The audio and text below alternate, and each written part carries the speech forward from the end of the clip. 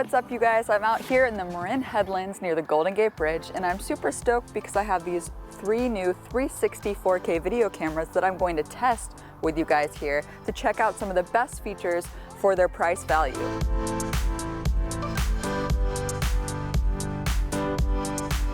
So right now I'm doing a time lapse on my Samsung right now, being controlled by my iPhone. And I noticed that one other feature on the Samsung, the live broadcast, is not working because I need to install an update, but every time I try to update it, it crashes on my phone. So unfortunately, I cannot test the live stream. So up next on the testing list is the Insta360 one, and there's 2 ways to shoot with this. There's one where you actually connect it directly by the lightning connector in the bottom of your iPhone here, and it connects directly to the Insta360 One app, where you can actually hit the camera button and then take photos and videos that way. So I'm gonna take a couple photos in this mode. Let's go ahead and take some photos here.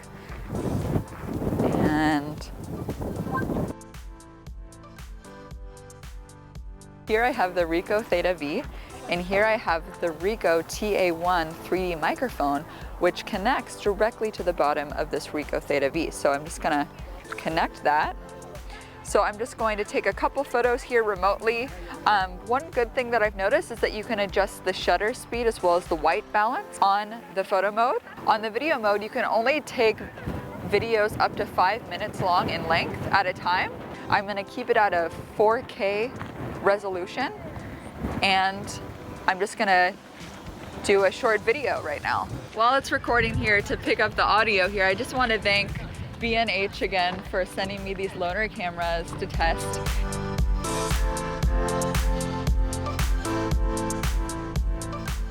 Right now we are in South Lake Tahoe, and I'm going to do some test shoots with the Ricoh Theta, which I have recording right now.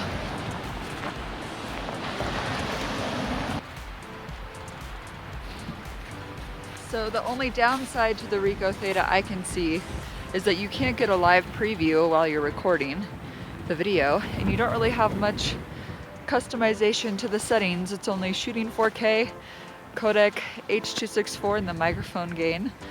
But with the photo, however, we can adjust the shutter speed.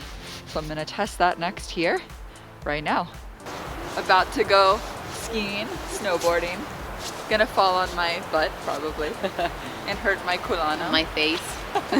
Kulano, Polish for knee. Kolano, prawe kolano, lewe kolano, twarz. And it just happened.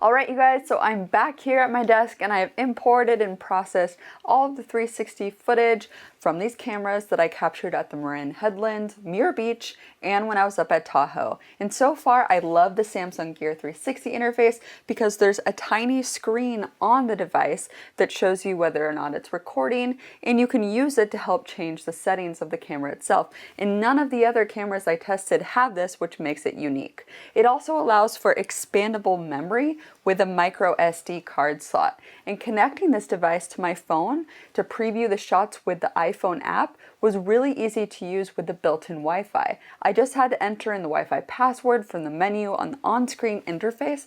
Also, the Gear's Wi-Fi connection failed the least out of all the devices.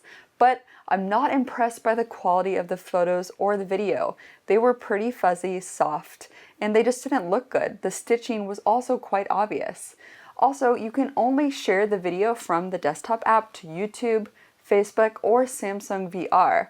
So if I had to rate this camera, I'd give it a 6 out of 10, mainly because of its friendly mobile UI interface and the design. It's just a great design.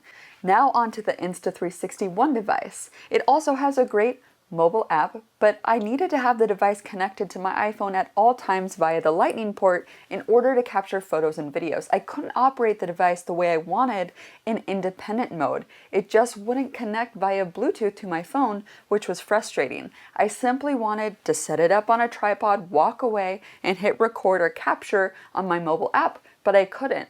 It was also hard to tell if it was recording or what it was recording. On the Ricoh and the Samsung, it has symbols that make it clear if it's a photo or a video. So instead, I just ended up getting a bunch of selfie-style shots, and I wasn't sure if it was recording video or not, which is great for sharing with social media and friends, but I wanted professional shots, and you can't do that with that camera. One thing I did love, though, was bullet mode. You connect what looks like a fish line, and you screw it to the bottom of the camera, and then you tap it 3 times, and then you spin it overhead, and it captures 360 of the space, which is super cool, and my aunt really loved it. I got some video of her recording it.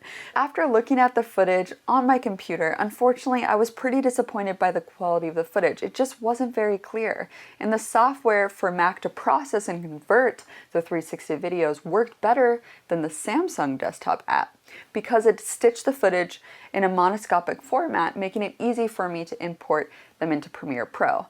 But the interface is not that friendly, and it did take a long time to export the footage.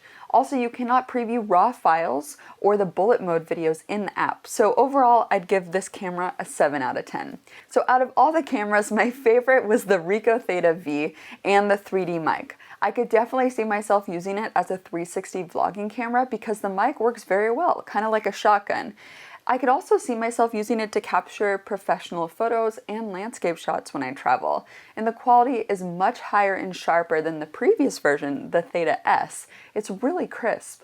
The only true downside that I found was that there is not expandable memory. It only has a built-in memory. It doesn't have a microsd slot, so if you're filming and you run out of space, you're kind of out of luck. Also, the mobile app Wi-Fi connection was kind of flaky. It took me about 3 times before I can establish a connection, so that is pretty crucial. Most of all, I love the Ricoh Theta desktop app, which converts the footage into an editable format for Premiere Pro. All I have to do is drag and drop the footage into the app and it converts it right away. It's very simple. So I'd give this camera a 9 out of 10 only with improvements to the Wi-Fi connection and expandable memory. So based on my experience, I'd say that price does reflect quality. Ricoh is the most expensive, but it will give you the highest quality image and experience. So I hope that this video helped you make your decision, and if it did, give it a thumbs up. Also, if you have any other experiences you'd like to share, you can go ahead and leave a comment below. And be sure to check out my links below, which will give you more specs on these cameras from B&H Photo. And thanks again, B&H, for loaning me these cameras. And now I think I'm going to maybe buy the Ricoh Theta V. So anyway, you guys, hope you enjoyed it, and I'll see you all very soon. Bye.